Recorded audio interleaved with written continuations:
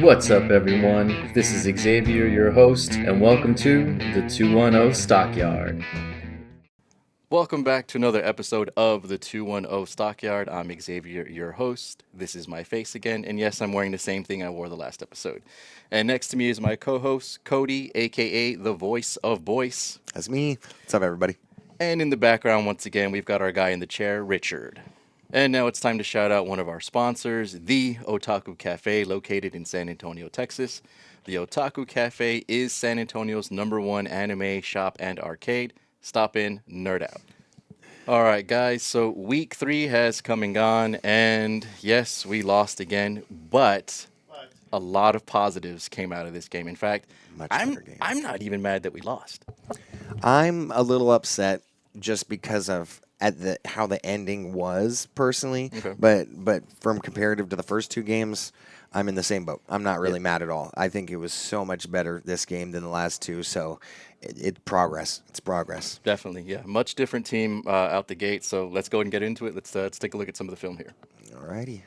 Okay, so to start off, here's a good pass by Kellen Mond. We came out the gate on fire. We looked focused. We looked more unified, if I'm being honest. I think that's the word I would use for this game.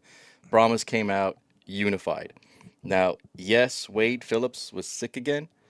He actually was at the game, but remained in the locker room the whole time. They said it was due to the flu. So this is the second game that Wade wasn't really available to be the coach. Which is a bummer. I think you need your head coach out there on the field. Oh yeah, for sure. So now to add on to that, because Wade wasn't available, and again, because we lost the offensive coordinator AJ Smith, our newly elevated OC Peyton Party had to take over as play caller for the first time in his life and head coach for the first time in his life. That's impressive. So this game was baptism by fire for Party, and I think he did an incredible job. In comparison, yeah, I 100% agree with you. I think he did a great job. The whole team, honestly, minus a few things here and there, I think the whole team did better, did much better, and how we kind of expected them to be at the beginning. Yeah. No, but again, for a guy who's never had to call plays, never had to coach his own team, to just step in and take over both roles at the same time, I really can't complain about much. I'm still going to complain, but I can't complain about much in this game. So, again, right out the gate, we looked different. I think Kellen Mond looked more prepared. He wasn't as lost or indecisive. He was very decisive, and in my opinion, I think very in control. So definitely saw a lot of development for him from one week to the next. I think that's definitely a positive. Now, the Brahmas also did something in this game that they hadn't done yet all season, and that's score first and have a lead and maintain a lead. I mean, yes, we lost it, but again, positives to build on. Yes. So when we're comparing offenses, if you saw my last video, I gave a little bit of insight on why AJ Smith left the team. There was an argument between him and Coach Wade Phillips about the scheme and structure of how the offense was going to look. With AJ Smith gone and Party in, we can definitely see what Coach had envisioned for this team. We were rushing more. Man, that was a good sack right there. It was. We were rushing more now. We're spreading the ball out more. Again, we just look like a more effective team. Oh, and there's the blocked field goal. Block field goal. Let's go and take a look at this. So, yeah, the Yeah. defense, as you can see, stepped up. We had blocked field goals. We had a pick six. We had sacks, tackles for loss. So, again, just overall, huge improvement. Yeah. And that's honestly all we need to really see. I mean, every game doesn't need to be a win. I mean, with the short, 10-game season, every win counts to get us into the playoffs. I know that, but it's like right now we're starting off bad and everything. Just seeing progress and seeing improvement in players and in team chemistry is good enough for me because I know in the next few games, we have a good, possibility of going 3-0 in the next 3 games. So Most definitely. that can get us right back there in the mix, especially with some other teams losing stuff. So, I'm looking forward to the next few games. Yeah, so folks, we are not out of the playoff picture yet. I mean, yes, it doesn't look very great, but we don't have to beat every team. We don't even have to beat any of the USFL teams. Yeah. All we got to do is beat the XFL division teams, which is very doable. We play Arlington again at home. We play St. Louis again at home. We play DC next week. at their home, and we get them again at home. So if we can flip the script and at least beat the teams in our conference, and hopefully they start losing as well. I just realized, is that the the John Morant grenade throw celebration that he did? Was it? Can you bring it back? But while you're bringing it back, going back to my point, if we can beat the teams that we've lost to, we can still make the playoffs. And that was a John Morant. So here you go. McFarland, by the way, explosive. This play or his performance in this game projected him back into the top 5. That's awesome for rushing. I think as of last week, he was maybe ranked number 11th. I want to say now he's ranked 4th or 5th. That's great. So major difference when you start utilizing, all your players, not just 1 or 2 wide receivers. Yeah, the offensive line did a really good job in blocking for the run today, or the run we went on Sunday.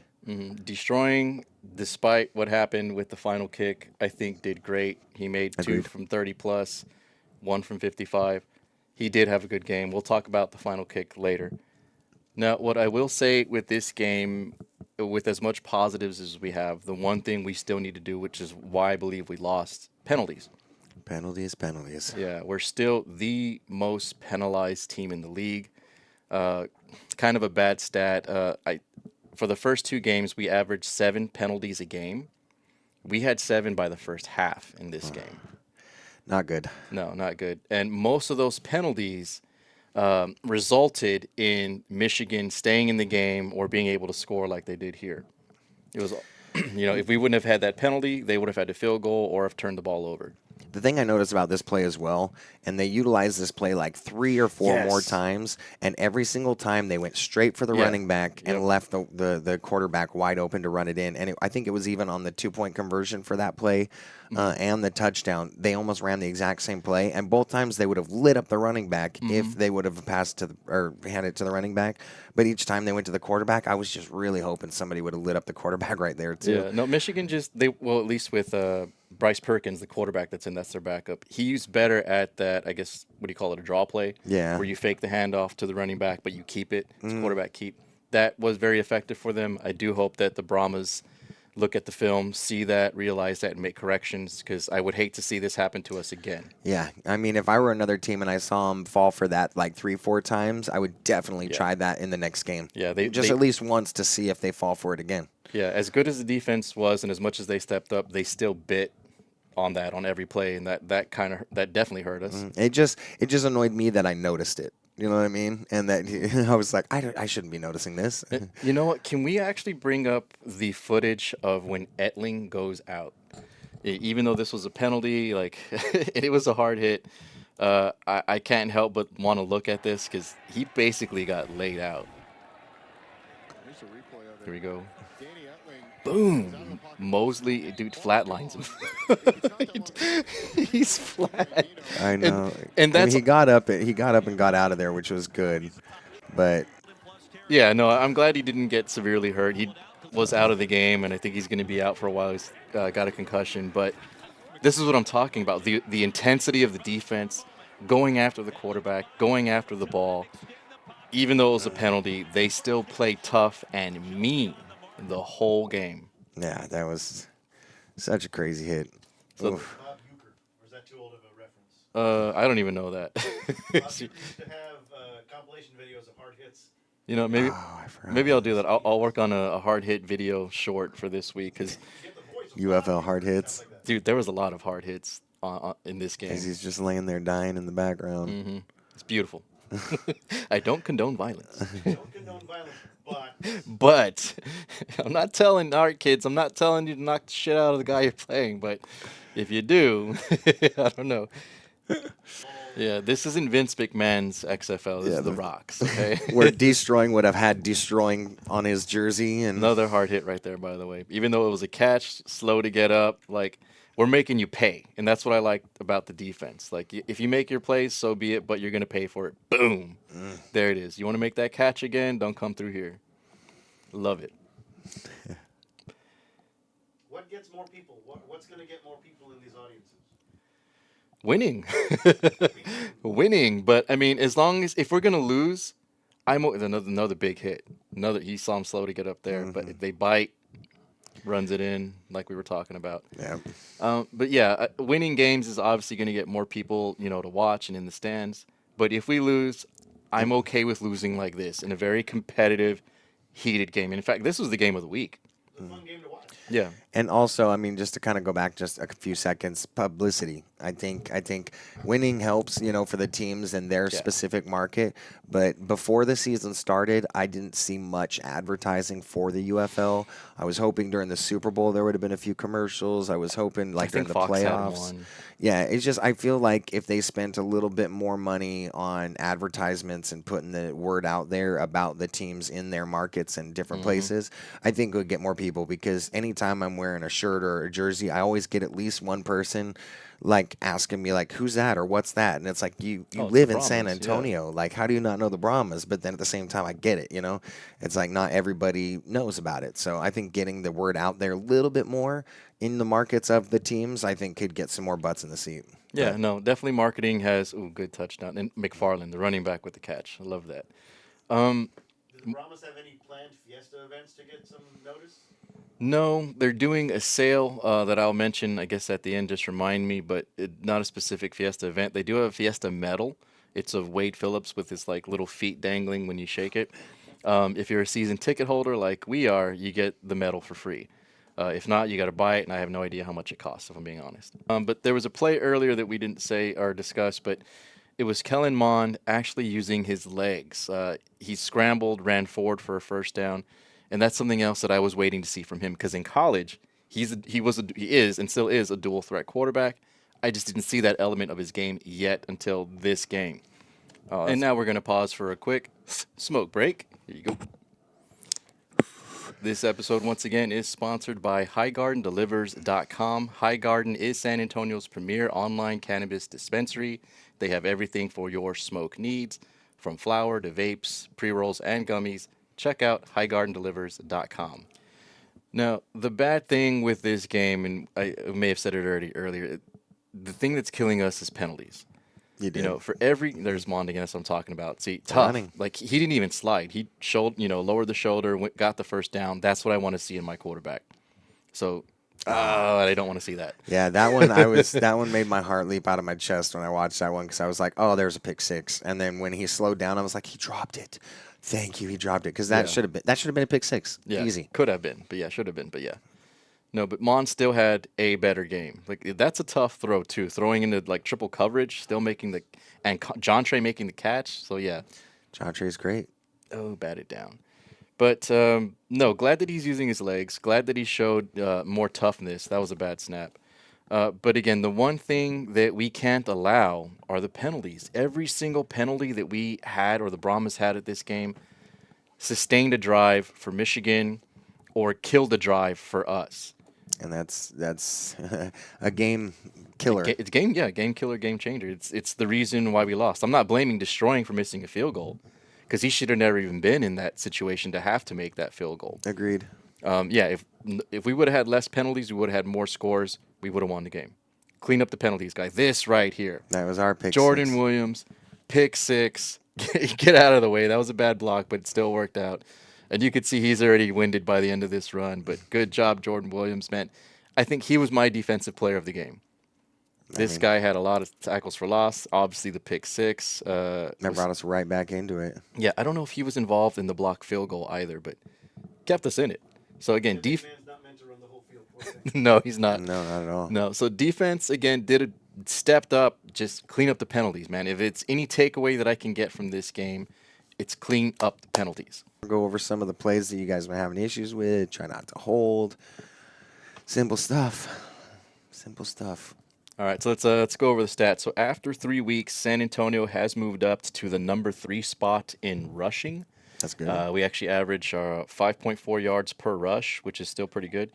We're also number 3 in rush yards per game, and it's just thanks to the running back room, and of course the scheme, utilizing this new offensive scheme that Wade had envisioned. Now with Peyton Party at the play calling helm, much different picture than what we had with AJ Smith. No offense to AJ Smith, his style was still great, but This is just the plan that they wanted to do. He just obviously wasn't able to, I guess, bring forward what Wade envisioned for the offense. Game. So this field goal, real quick. Is this the one where you? Okay. Yeah, I mean, it's not going to really show in the replay, and I want anybody else to kind of feel like I felt and he felt, but I feel like that play was way too rushed. Super rushed. Like it was, they went out on the field, they set, hike, kick, and that was it. It was just so quick, and it was like when I was watching on TV, it was just there and then over, and I was like, oh, okay, it looked like maybe they called a timeout and they iced him or something like that. I thought that's what they were going to do. But no, it was a snap, kick, boom, and it was over. And Yeah, I was so confused. We spiked the ball. We had, 6 seconds Yeah, because they spiked the ball right there. And or 3 seconds left. And then, right here, it was immediate. It was they lined up, snapped, kicked. Like, I don't think he took his time to actually, look or focus. It was just bam, bam, bam, and then a miss. Just hooked it left. And then the sad thing was he made one from 55 earlier, and this one that he missed was from 53. So it's within his range. And I'm not going to say, people online, cut destroying, or he sucks, or he's not at all. He's not clutch. No, not at all. If you saw him throughout this game, he's a good kicker. Yeah, he made what, 3 out of 4? Yeah, 3 out of 4, 1 from 55. I'm not going to. Scorer on the team at the moment. Yeah, highest score on the team. I'm not going to say he doesn't have that clutch gene. I really think that last kick was just due to operations. Again, I don't know why they. I mean, I know they spiked the ball, but they didn't have to hustle as fast to the line.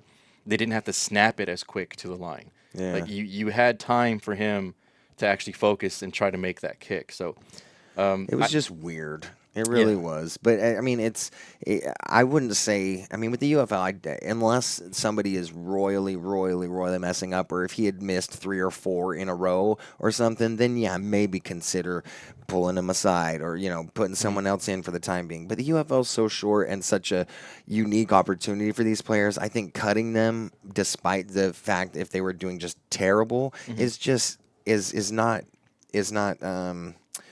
helpful for the team, because the only way to get better is to have these experiences you need reps. You need reps, and it stinks that he missed it, but he's going to remember that. He's going to be very determined. Yeah. He's not going to want to do that again. So it's like it stinks that it missed, but I'm very hopeful for the future of our kicking team and just the Brahmas in general. I'm so excited to go to the first home game. Oh, I am too. God, I'm so hyped. excited. I saw some messages of people I don't even know if I want to go to home games anymore the way they're playing. I'm like, dude. Bro, then you're not watching. Then you're not a fan. I'm sorry. We need to be there, and we need to be loud and let them know that the Brahmas have maybe not the most fans, but the loudest and the rowdiest. Yeah, I want that. Ooh, the good hit. Title? I do want that title. That we may not have the most fans, but we do have the rowdiest. We're fans. loud and we're exciting, and that's San Antonio, baby. And for anyone that's saying, "Oh, I don't want to go anymore," or I'm not gonna watch, you're not a fan. I'm sorry, you're just not a real fan of football. You're obviously not a fan of the team. Nah, like I said last week, win or lose, you got to support your team. I mean, we could go 0-10.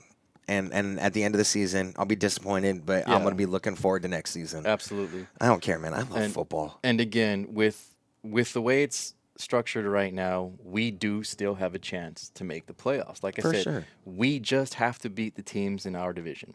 And it's very, very doable. Each game. We got to take just each game as its own individual thing. Can't really rely on, knowing the record. It's just like Ted Lasso says, be a goldfish. Forget about it. Just move on to the next thing.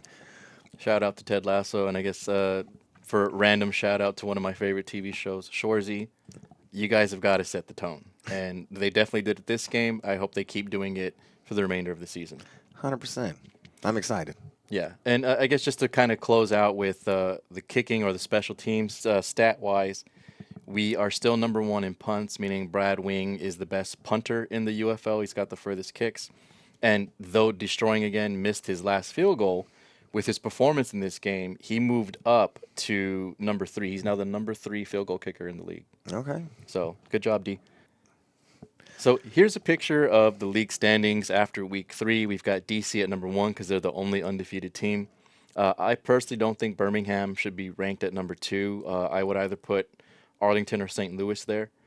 And then San Antonio, unfortunately, we're at the very bottom. Ourselves and Memphis were 0-3. I can't complain about that. It is what it is. It is what it is. But I don't think we're going to be that way, all season or the remainder of the season. That's going to change. I agree. All right. So those are the standings. What do you guys think? Where do we rank? Obviously, DC's number 1, but who do you have at 2 and 3? Let me know in the comments. All right. Next up, in UFL news, and this actually, I feel bad for the guy. This does bode well for us going into the next game, but the DC Defenders' number 1 receiver, Ty Scott, was injured. He's going to be out for the next 5 games. So when he comes back, he'll be back, I guess, in time for the playoffs, assuming they make it. 8. Yeah. Gotcha. But with him out now, and he's the number 2 receiver in the league, by the way, stat-wise.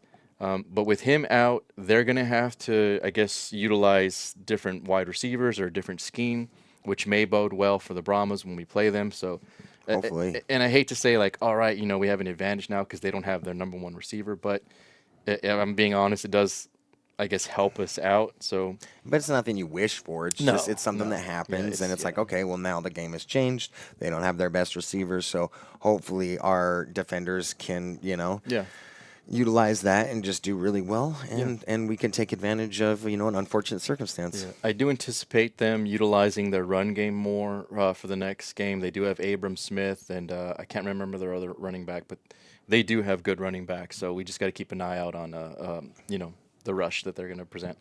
Gotcha. All right, next in UFL news, and this one was a big one for me because it's something that I've said before that I hope happens, and now it's kind of finally happened. So this is Alan Bowman. He's kind of a journeyman quarterback in college. He played with Oklahoma State here. He played with Michigan, the Wolverines, and he, I think, started at Texas Tech. So he's been around college. Now, because he's been around, he knows, and everybody else knows, he's not really one of the quarterbacks that teams are looking at for this upcoming draft. The one that's, when is it, 24th? Yep, April 24th. Okay, yeah, so the NFL draft is the 24th. Now, going back to Bowman, he just signed yesterday with the Panthers. Okay. And this is something college kids can do. If you're in a situation like him, you can join the UFL after college, play in the UFL, get some tape on you, get some stats up, show the NFL what you're capable of, and he's still eligible to be drafted on the 24th. It doesn't go against him. Do you know if he'd be able to play out the rest of the season after the draft, since the practices and stuff don't start until So that's August? that's something I didn't do my research on. I'm sorry. I don't know, but that's a good question. So if he does get drafted, I don't know if that negates his contract with the UFL. But again, I'm still happy that someone has finally taken that journey from college to UFL and then possibly to NFL. And now the other thing that I like Wish the about best for him. the other thing I like about this is, let's assume, he may not even get to play. He's probably just going to practice. But let's just assume he gets some good tape and he actually gets drafted, during the draft. That means all the pundits and, scouts are going to be talking about him. Oh, played in college here, here, and here, and then went to the UFL. Just the fact that they're going to be mentioning or possibly mentioning the UFL during the NFL draft. Oh my God! I hope that happens. The potential for eyes on the UFL could be huge. Yeah, bringing attention to the UFL, bringing more fans in, as it's kind of an extension of college at that point. So Yeah. I'm excited for that possibility. I'm glad that Bowman is doing this. He's the first player to do this, and I hope something positive comes of this. Heck yeah. Good luck, Bowman. This could be really cool overall. It could. It could be the new farm program. Yeah, and it does. It leads to the UFL becoming a farm league to the NFL, which I'm more than okay with. I'd say this opens up more options for young players who don't get immediately pulled off to the draft. Mhm. And it makes it more fun because college is almost always more fun than watching NFL because they give They give a shit. themselves. If Yeah. they just move that into UFL, now you get more of that crazy looking play. Beautiful. Yeah, very beautiful. So excited for that. Cool side story. Yes. All right, and in Brahma news, let's bring it up. If you guys don't follow them on social media or you weren't aware, they were having not a contest, but what do you call that? Everybody vote, a yeah, poll. a poll, if you will, on our new mascot. It's going to be a bull, but the choices were: is he going to be named Bravo, Blitz, Ocho for some reason? And my personal favorite that I voted on was Bowie. Now, some of you may read it as Bowie, as in Jim Bowie, the Bowie knife. I read it as Bowie. as in David Bowie, because I wanted them to utilize David Bowie's music. Like Let's Dance could have been his theme song. Under Pressure. Under Pressure is a good one. Heroes, see, there's a lot of music we could have utilized if they would have named him Bowie. But alas, for some reason, San Antonio, you guys voted on Bravo. Bravo. Bravo. I mean, I know we're a military town and it has to do with military appreciation. I'm a veteran myself, Cool. Thank you to everyone that served. Appreciate that. But for namesake, I don't know. Blitz or Bowie would have been my choice. What do you? I like Blitz, as a bull and a rushing bull, bull and it's rush. like you think Blitz, you think Yeah. rushing and stuff like that. So Blitz, I liked. Bowie, it works well too if you can utilize the music in the games and Yeah, stuff it like would that. be in the stadium, obviously. But yeah, Ocho didn't really make sense because I don't understand, like 8, Yeah, it's 8. So yeah, fans, help me understand that. I think it's because the 8 looks like a B. I don't know. I don't know. I don't know where they were going. Our with Spanish that. heritage Yeah, in San Spanish, Antonio, so it's just Dodgeball reference, you fools. Huh? dodgeball. Dodgeball reference. Why? ESPN Ocho. It's the Ocho. The Ocho. That's ESPN. Yeah, ESPN 8. The Ocho. Brahmas mascot. The Ocho. Yeah. So I don't Well, know, we got but, Bravo. But we've got Bravo. We've got a mascot. Maybe we'll see him there at our home opener. But yeah. So the Longhorns have Bevo and we Yeah. have Bravo. Yeah, I thought that too. I'm like, are they playing off of Bevo? I mean, but wasn't Bevo's because it was like a score that looked like or something like that? Yeah, they branded the score. I think it was Oklahoma, right? They branded the score. Yeah, it was like and 13-0, and then the way it looked like it. Yeah, so Yeah, we made it into Bevo. ours was just a vote on Instagram. Oh well, so Bravo it is. Bravo it is. Bravo San Antonio. Bravo San Antonio. I love it. All right, so moving on to more of our team news. They're having a ticket sale or promo right now. Can we go to? If you are actually go to the next one. Right there. So yeah, if you guys are active duty or a veteran, if you're a first responder or a student, and there was something else, you guys can get 30% off of your tickets, which means your tickets for that, if you're in that category, start at $15. And the ticket packages, it was Yeah. active duty veteran, first responders, Teachers. teachers, and college students. Yeah. So if you fit any one of those categories and you're curious about a game, it's $15 for you. Bring a friend, buy a ticket, come to the home opener, see them in person, feel the energy, feel the excitement, It's so much fun. support the team. I can't tell you. Like, that's what was my experience last year, was going to a few home games, and I fell in love and bought season tickets this year. So, yeah, if you get an opportunity, if you're active duty military, if you're a teacher, if you're a student, any of those things, educators, college students, first responder, active duty military, go and buy tickets.